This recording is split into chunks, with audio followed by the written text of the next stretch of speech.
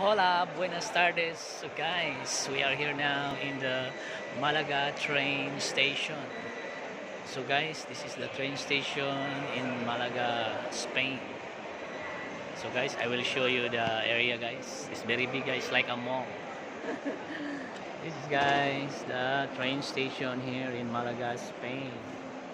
So guys, look, it's very big, very huge. So this is the area guys, here in Malaga, Spain. The train station. It's like a very big mall guys, so lots of shops here guys, restaurants and many more. Hello guys. So I hope you like this short video and see you later. Ciao.